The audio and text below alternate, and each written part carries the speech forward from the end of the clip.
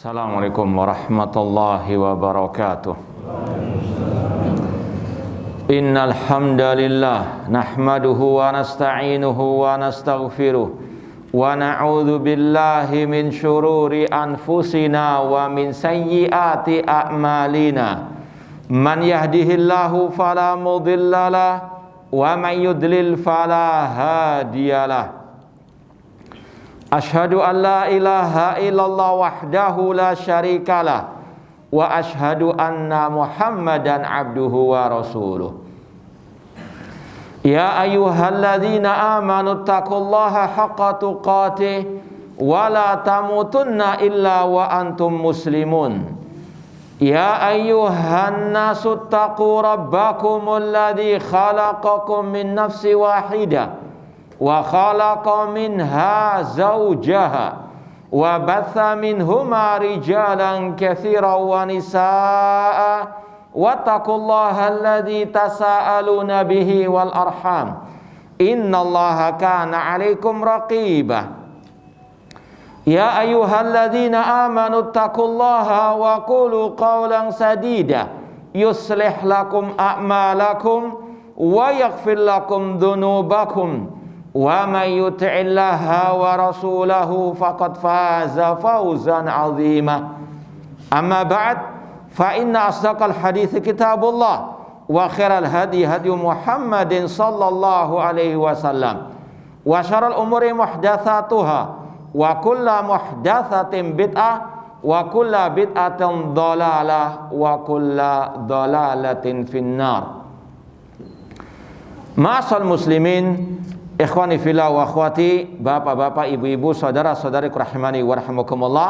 Alhamdulillah, segala puji bagi Allah Subhanahu wa taala yang mempertemukan kita kembali dalam kajian kitab Arba'una Haditsan fit Tarbiyati wal Manhaj, kumpulan 40 hadis tentang tarbiyah dan manhaj oleh Syekh Dr. Abdul Aziz As-Sadhan hafidhallahu taala. Kita sekarang sampai kepada al-hadis al-khamis wa thalathun, hadis yang ke-35. Langsung saja kita baca hadis dan syarah atau penjelasannya. An Thauban radhiyallahu ta'ala anhu qala, dari sahabat Rasulullah SAW yang bernama Thauban radhiyallahu ta'ala anhu, beliau berkata, qala Rasulullah alaihi wasallam, Rasulullah SAW bersabda, yushikul umamu antada'a alaikum zada fi riwayah min kulli ufukin kama tada'al akalatu ila qas'atiha. Kata Rasulullah SAW, hampir-hampir semua umat, dalam riwayat dari segala penjuru, mengerumuni kalian, mengeroyok kalian. Saya ulangi lagi, hampir-hampir semua umat-umat kafir mengerumuni kalian atau mengeroyok kalian. Dalam riwayat yang lain dikatakan dari segala penjuru. Kama tada'al akalatu ila qas'atiha, sebagaimana orang-orang yang kelaparan sedang mengerumuni hidangan makanan.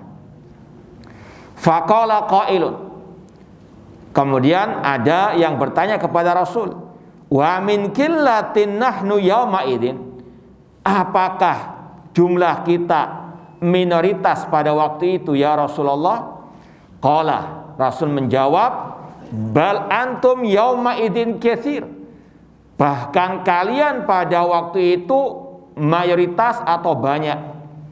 Walakinnakum husaun ka husais sail, namun kalian seperti buih yang diombang-ambingkan oleh air bah. Wala yanzi'anallahu min suduri aduwikumul mahabata minkum, dan sungguh-sungguh Allah mencabut dari dada musuh kalian rasa takut terhadap kalian. Wala yakdhifanallahu fi qulubikumul wahan, dan sungguh-sungguh Allah menimpakan di dalam hati kalian penyakit al-wahan. Faqala qailun ya Rasulullah wa mal wahan, Ada yang bertanya, wahai Rasulullah, apa itu penyakit al-wahn? Rasul menjawab, hubbud dunya wa karahiyatul maut. Cinta dunia dan takut kematian. Hadis sahih riwayat Imam Ahmad dan juga Abu Dawud. Saya ulangi lagi langsung terjemahannya. Dari Thauban radhiyallahu ta'ala anhu, beliau berkata, Rasul SAW bersabda, hampir-hampir umat-umat kafir mengeroyok, mengerumuni kalian dari segala penjuru, sebagaimana orang-orang yang kelaparan mengerumuni hidangan makanan. Faqala qailun, kemudian ada yang bertanya, apakah kita ya Rasulullah pada waktu itu sedikit jumlahnya?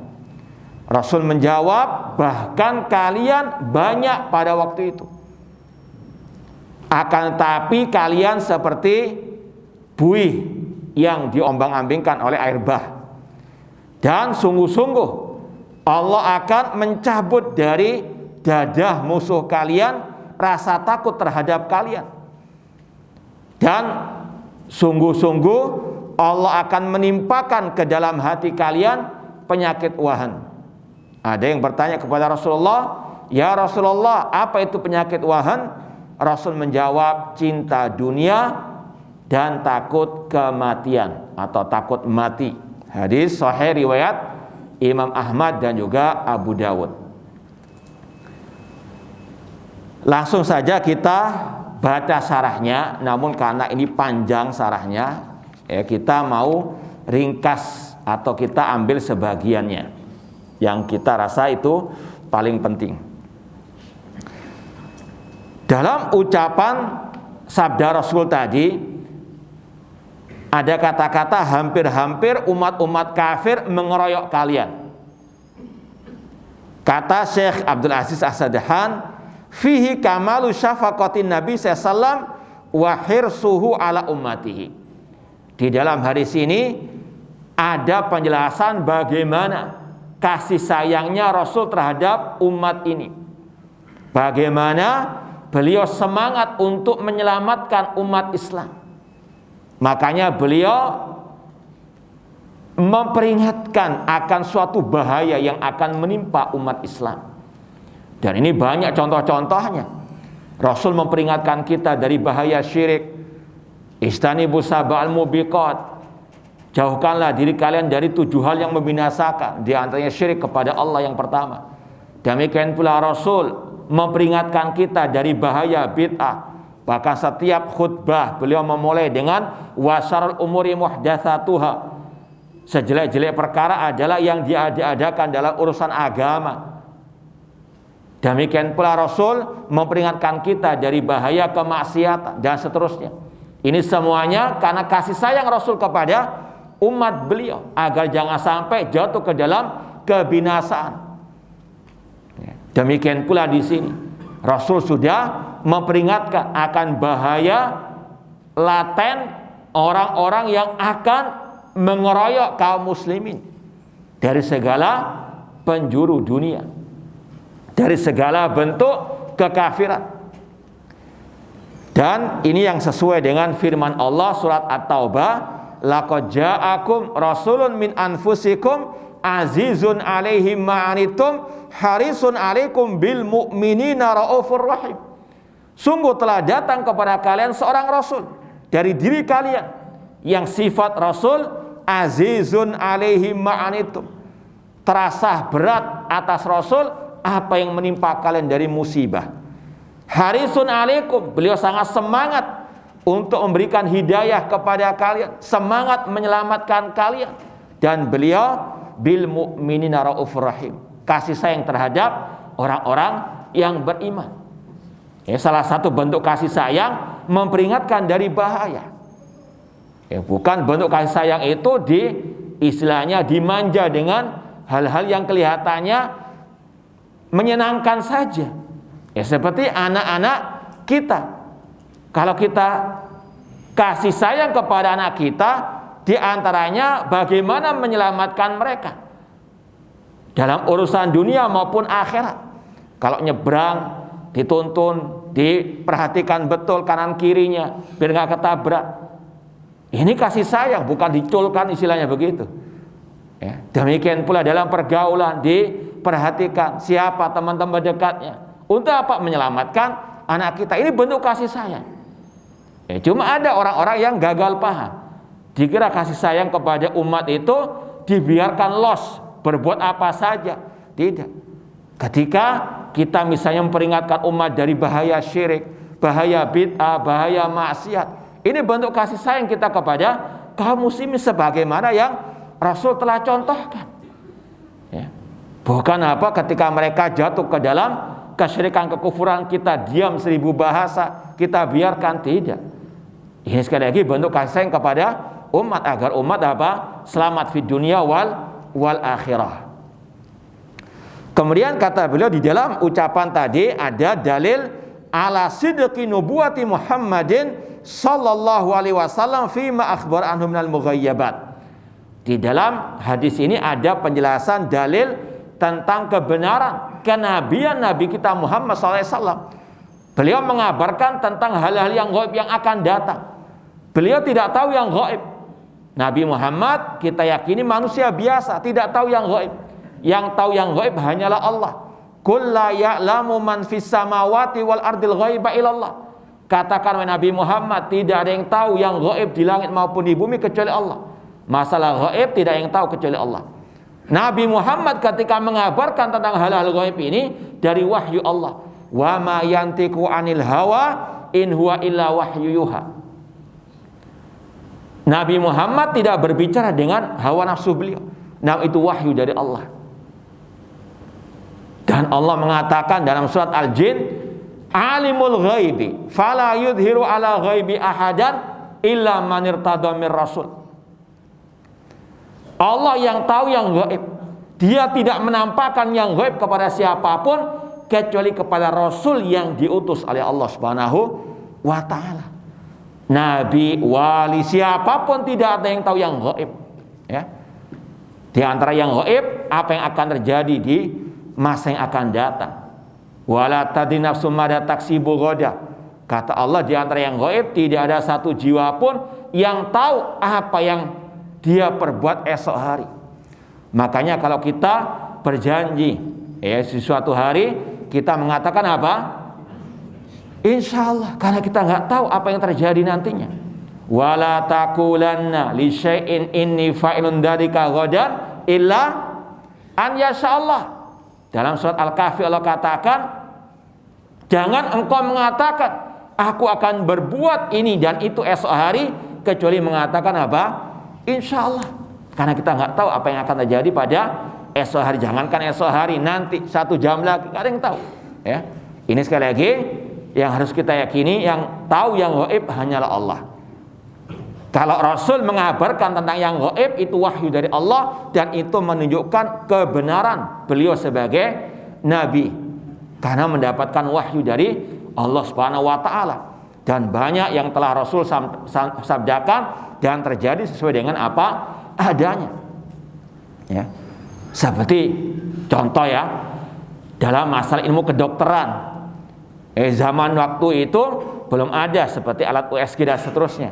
Namun Rasul sudah menceritakan seperti dalam hadis yang masyhur Abdullah bin Mas'ud radhiyallahu anhu bahwasanya manusia diciptakan pertama kali dari sperma. Kemudian dalam waktu 40 hari berubah menjadi segumpal darah. Kemudian 40 hari berikutnya menjadi segumpal daging.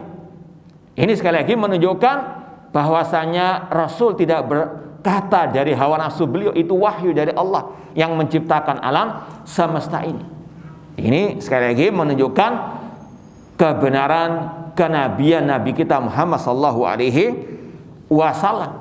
Dan apa yang Rasul kabarkan ini kita rasakan sekarang ini. Ya. Bagaimana umat Islam yang mayoritas diombang-ambingkan oleh segelintir orang, baik dari luar maupun dari dalam. Bagaimana penghinaan demi penghinaan, pelecehan demi pelecehan terhadap Islam, terhadap Al-Quran, terhadap Rasulullah sallallahu alaihi wasallam. Itu kita apa? dengarkan di negeri yang mayoritas kaum muslimin. Laqad shadaqa Rasulullah sallallahu alaihi wasallam. Ya, ini sekali lagi menunjukkan kebenaran sabda Rasulullah sallallahu alaihi wasallam. Ini semuanya untuk bahan introspeksi bagi kita semuanya. Umat Islam yang mayoritas, tapi seperti buih yang diombang-ambingkan oleh air bah.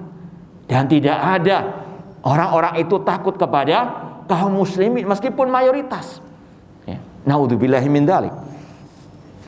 Kemudian poin berikutnya, wa fihi anna a'da'al Islam wa in ikhtalafu bainahum fahum muttafiqun ala a'da'il muslimin. Hadis ini menjelaskan bahwasanya semua umat-umat kafir, ya, musuh-musuh Islam, meskipun antara mereka sendiri saling berbeda, namun kalau menghadapi Islam mereka bersatu. Semua jenis kekafiran. Ini harus kita apa? Yakini. Ini sabda Rasul sallallahu alaihi wasallam. Dan ini dari Allah Subhanahu wa taala, dan Allah yang Maha tahu hati-hati manusia, makhluk ciptaan Allah Subhanahu wa taala. Walan tardo angkal yahud walan nasara hatta tatabi'a millatahum. Tidak akan ridho orang Yahudi, orang Nasara, kata Allah, sampai kalian mengikuti ajaran mereka. Ini semuanya sekali lagi akidah yang diajarkan oleh Al-Quran dan Sunnah Rasulullah SAW. Mereka ini saling bermusuhan, berbeda akidah mereka, ajaran mereka.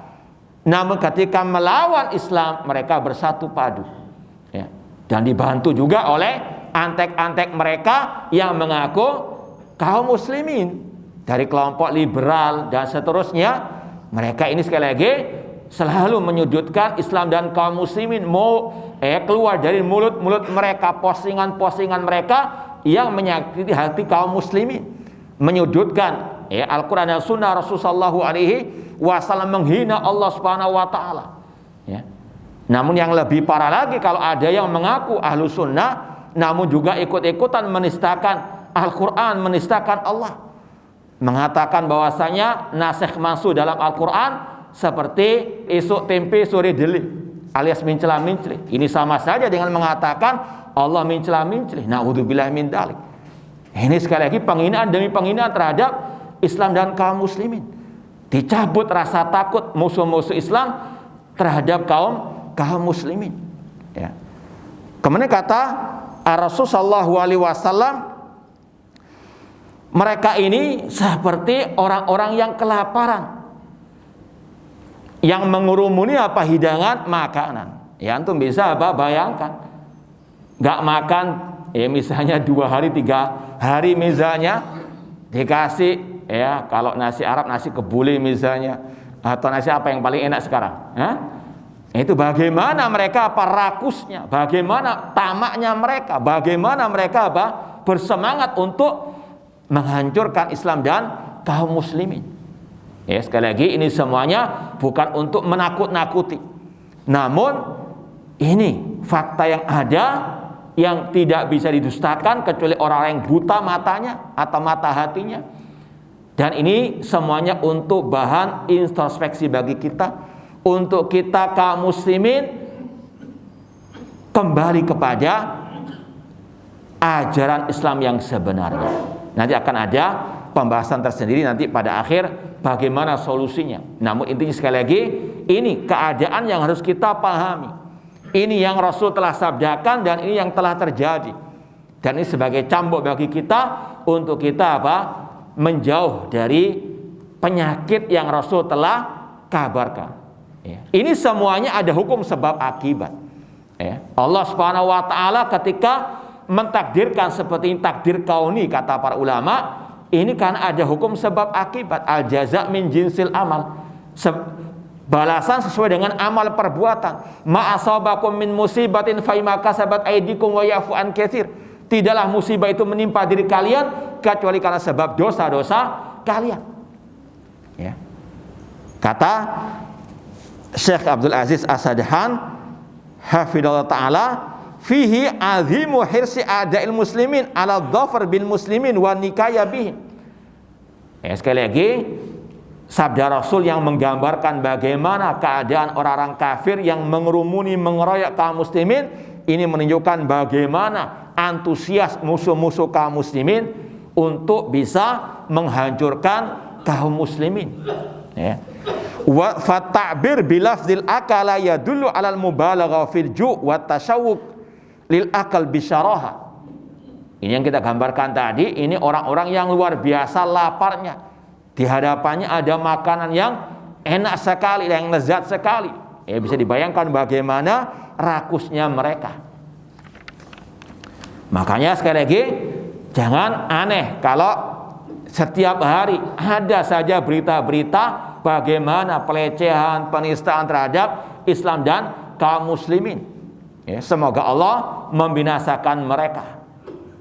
Dan terkadang tadi tidak langsung mereka yang menistakan, namun memakai orang-orang dalam dari orang-orang al-munafiqun atau yang sejenis dengan mereka.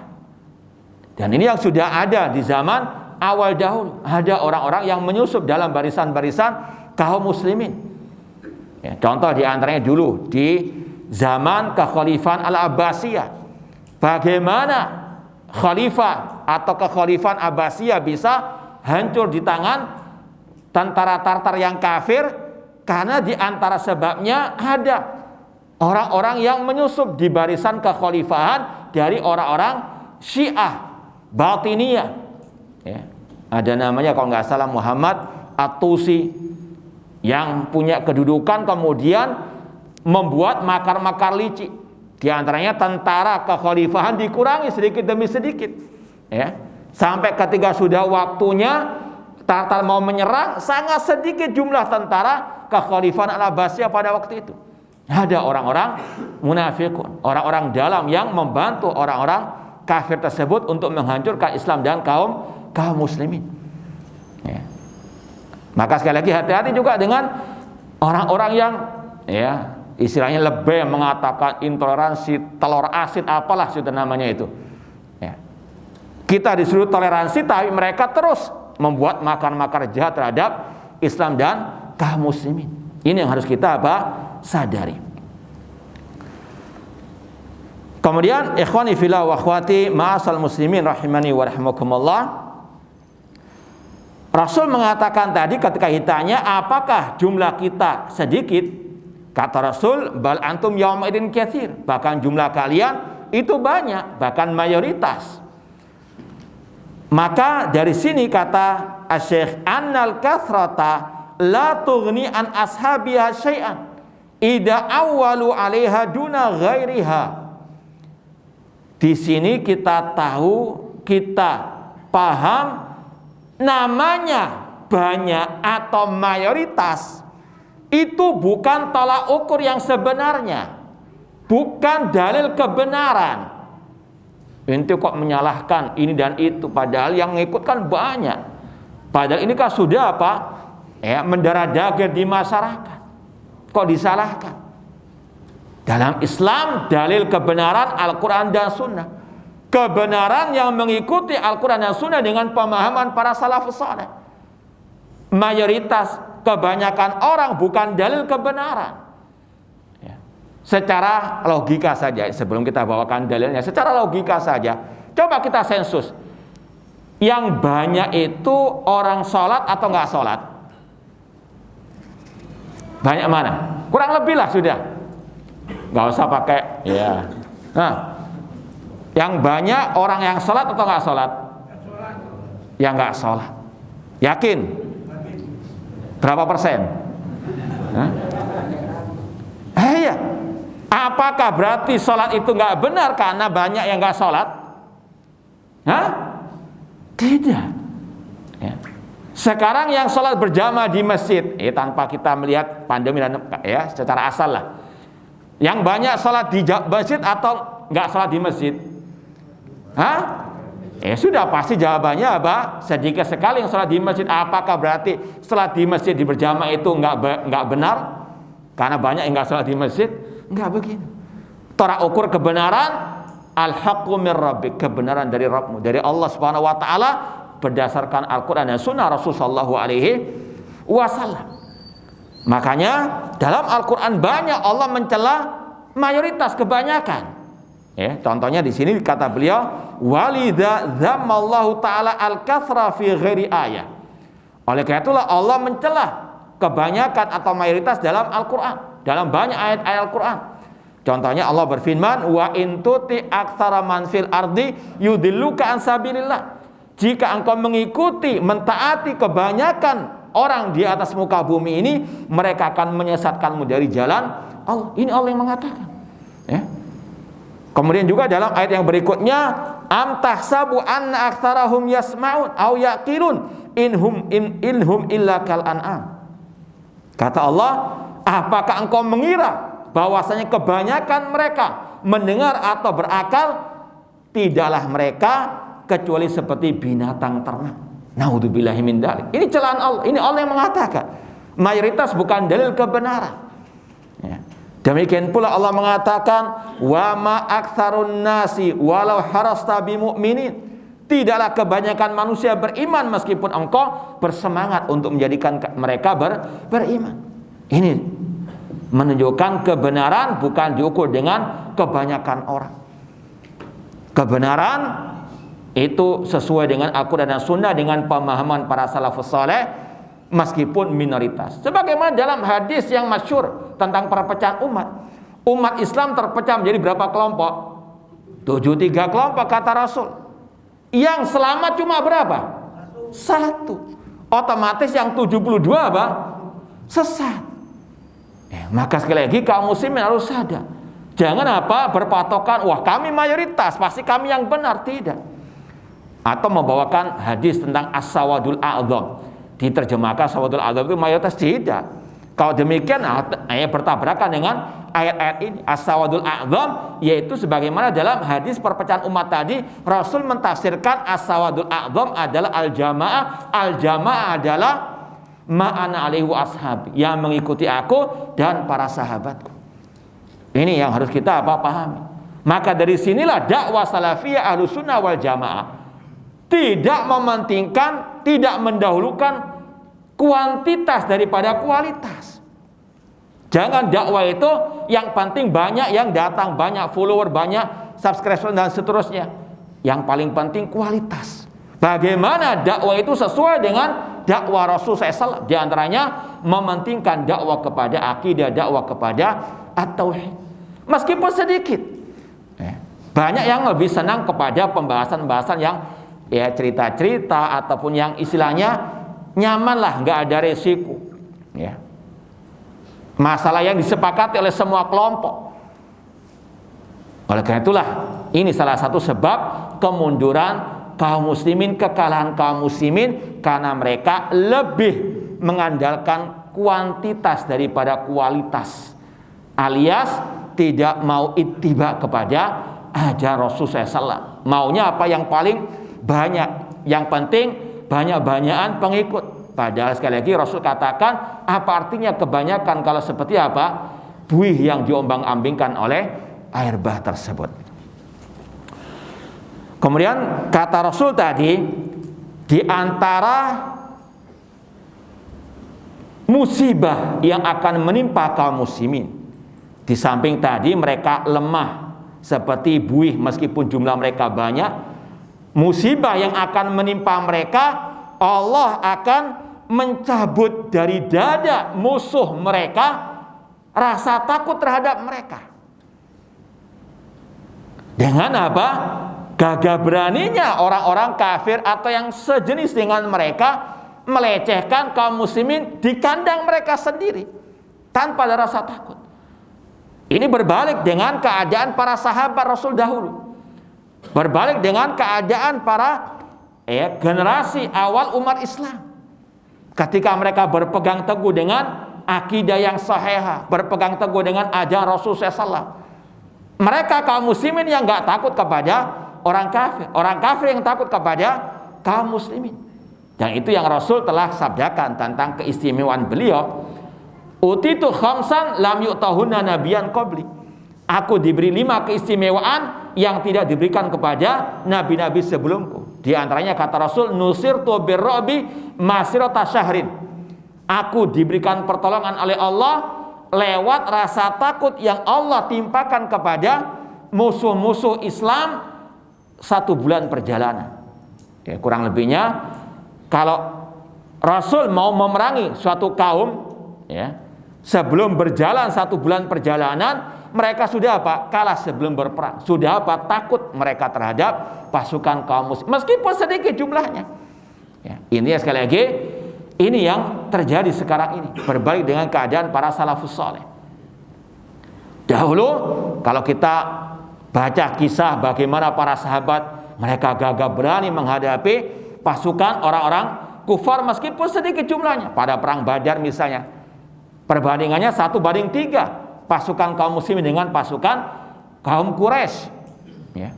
Demikian pula pada waktu perang Al-Qadisiyah. Ya.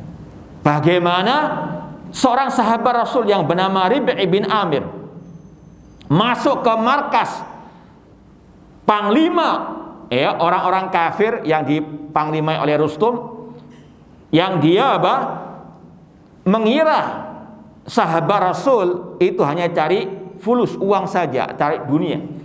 Ketika menyambut sahabat tersebut, dibentangkan permadani yang sangat indah, dihiasi isinya kemahnya ataupun markahnya tersebut untuk menjadikan sahabat Rasul takluk dengan dunia. Namun nyatanya tidak. Rib'i bin Amir sahabat Rasul SAW datang dengan membawa unta atau kudanya dengan gagah berani, dimasukkan ke kemah tersebut, diinjak-injak permadani, dan beliau membawa tombak yang ditusuk-tusukkan ke dalam permadani. Kemudian ketika ditanya oleh panglima orang kafir yang bernama Rustum tadi, Rib'i bin Amir menjawab dengan gagah berani, innallaha ibta'atsana linukhrijakum min dhulumati syirki ila nuri tauhid. Kami diutus oleh Allah untuk mengeluarkan kalian dari kegelapan syirik kepada cahaya tauhid. Wa min diqid dunya ila si'atil akhirah, dan untuk mengeluarkan kalian dari kesempitan dunia kepada luasnya akhirat. Wa min juril adyan ila adlil Islam, dan untuk mengeluarkan kalian dari kedzaliman, kecurangan semua agama kepada keadilan al-Islam.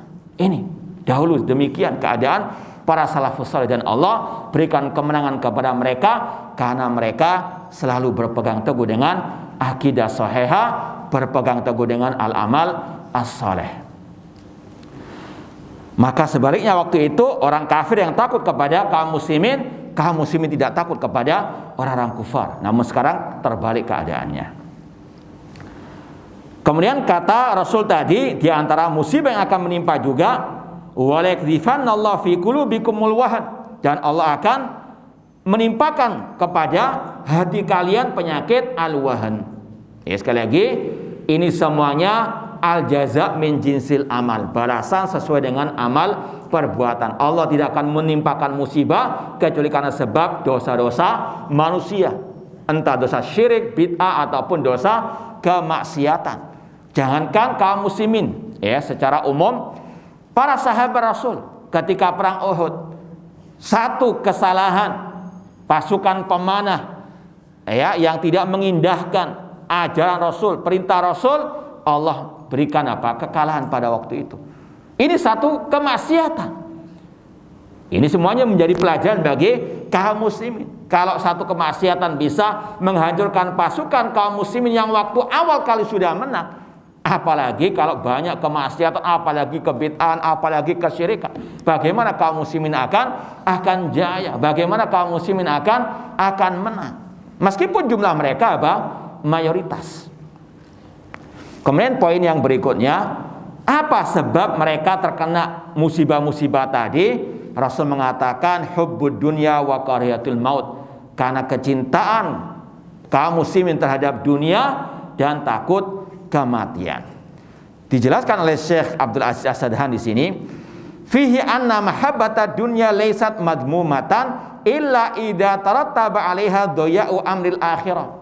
secara asal cinta dunia itu tidak tercela kecuali kalau mengakibatkan dilalaikannya urusan akhirat.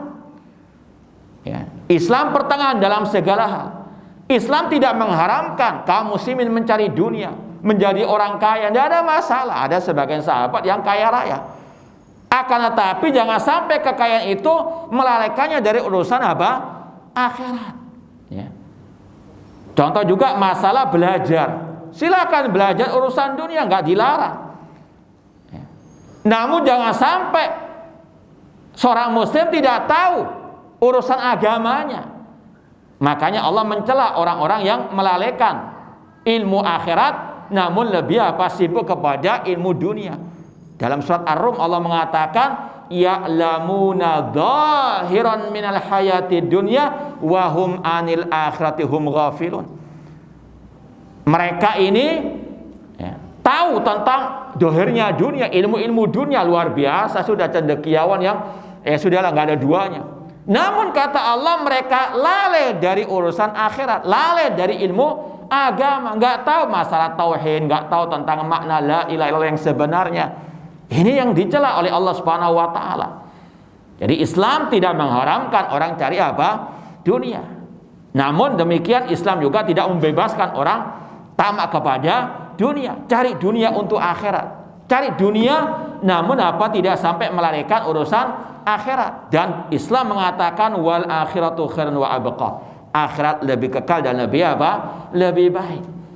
Kata beliau di sini, cinta kepada dunia itu secara asal tidak tercela. Namun yang tercela itu kalau sampai melalaikan dari urusan akhirat, kewajiban-kewajiban yang Allah bebankan.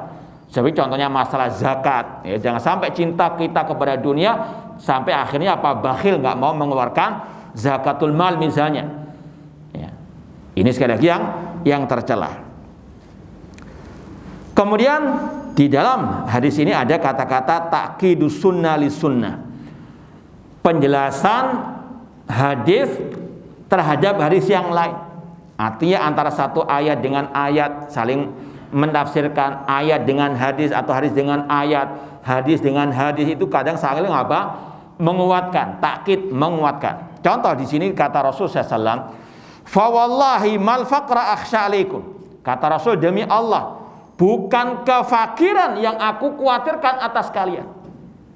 Walakin akhsha an alaikumud dunya an tanafasuha kama tanafasuha fatuhlikukum kama ahlakathum.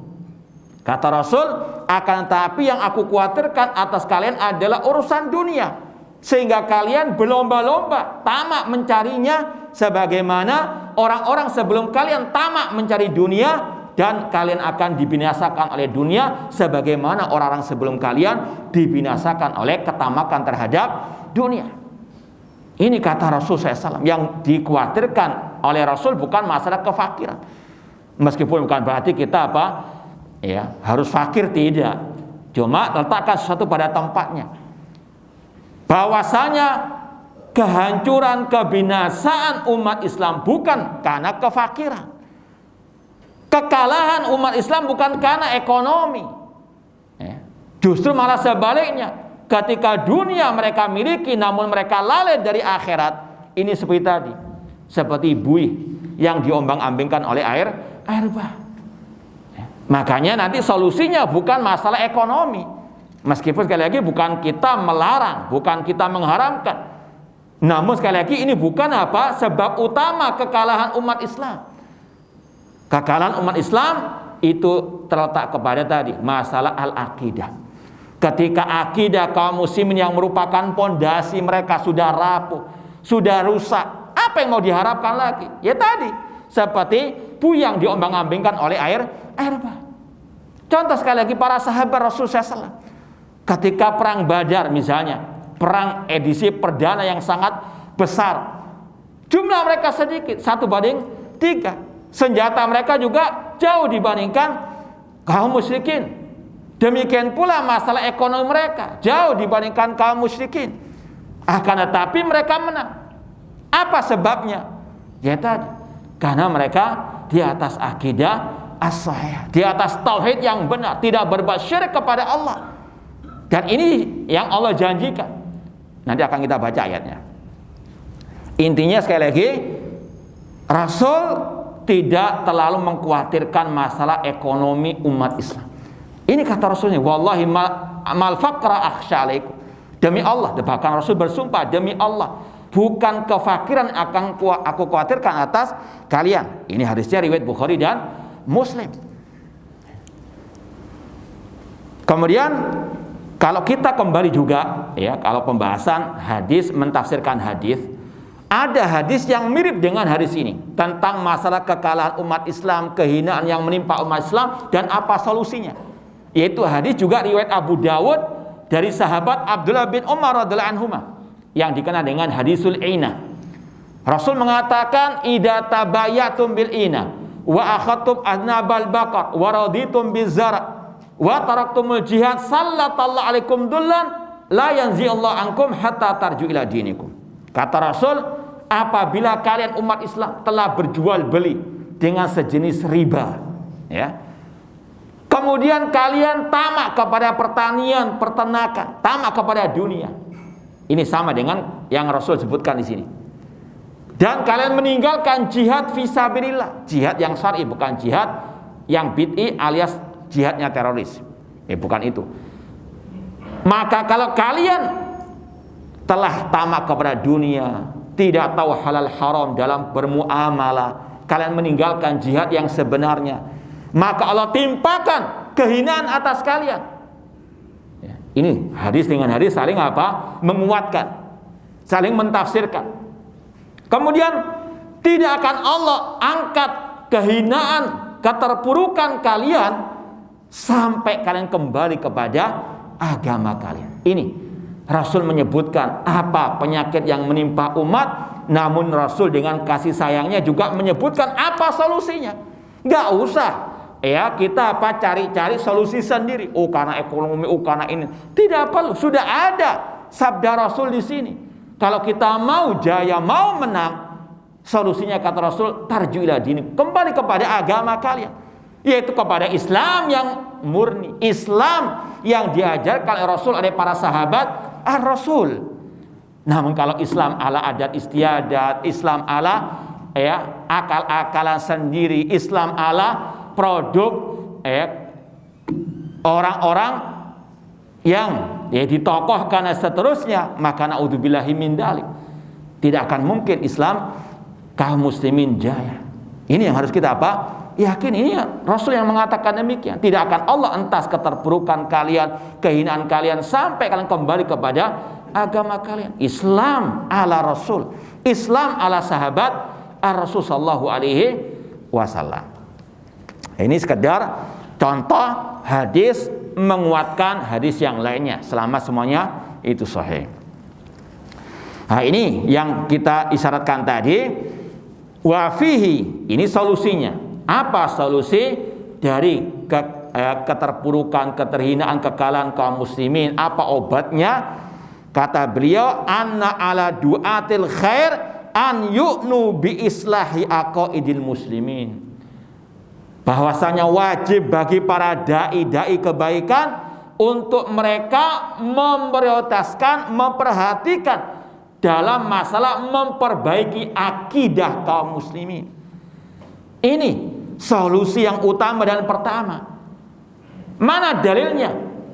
Surat An-Nur kalau nggak salah 55, wa'adallahu alladhina amanu minkum wa amilus salihati la yastakhlifannahum fil ardi kama stakhlafal ladina min qablihim wa la yumakkinanna lahum dinahum alladzi tadallahum wa la yubaddilannahum min ba'di khawfihim amna ya'budunani la yusyrikuna bi syai'a. Allah berjanji kepada orang-orang yang beriman di antara kalian dan yang beramal saleh untuk Allah menjadikan mereka sebagai khalifah, penguasa di atas muka bumi ini, sebagaimana orang-orang sebelum mereka menjadi penguasa. Ini intinya. Kapan Allah memberikan kekuasaan kepada kaum muslimin, kemenangan kepada kaum muslimin? Ya. Dalam nanti sebelum akhir ayat akan disebutkan ya budunani, mereka harus beribadah kepada Aku saja, la yusyrikuna bi syai', tidak berbuat syirik, menyekutukan Allah dengan makhluk-makhluknya, baik malaikat, nabi atau jin ataupun para wali.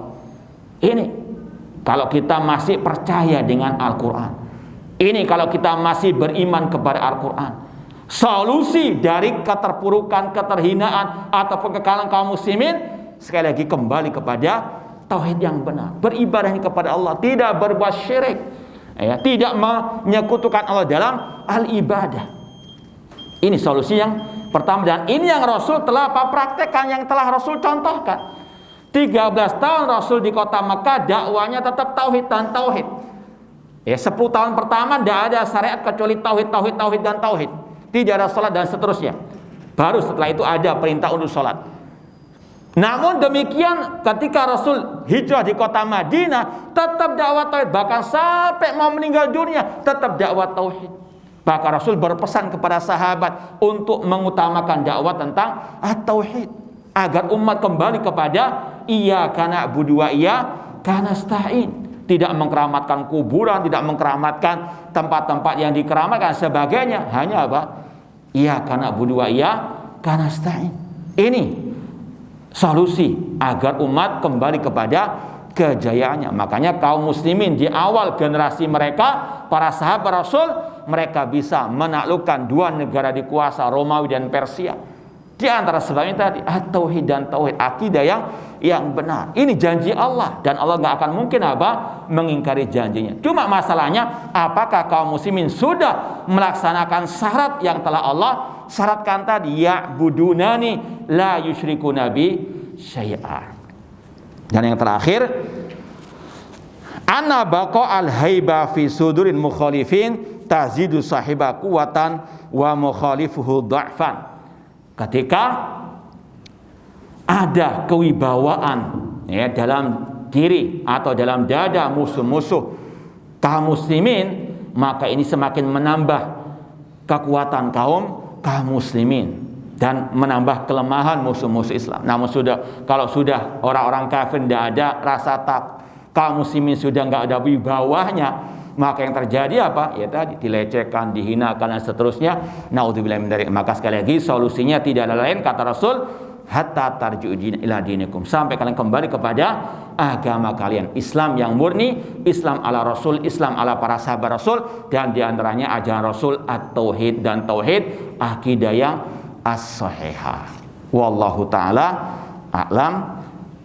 Kalau ada yang mau ditanyakan silahkan, kalau enggak kita mau tutup. Nah, silakan Pak.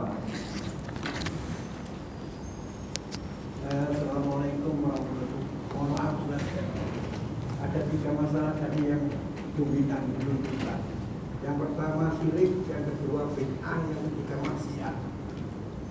Ini mohon penjelasan agak detail. Masya Allah, sampai maghrib Pak ini Pak.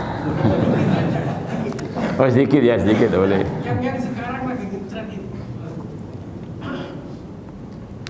Ya, kita jawab yang paling besar, yang paling parah, yang paling berbahaya bagi umat Islam yaitu asyirku billah. Ini kata Allah, inna syirka la dzulmun azim. Kesyirikan adalah kezaliman yang paling besar. Kemaksiatan seperti pencurian, perzinahan, mabuk-mabukan atau korupsi, yaitu maksiat. Itu mendatangkan musibah. Apalagi syirik yang kata Allah, inna syirka la dzulmun azim.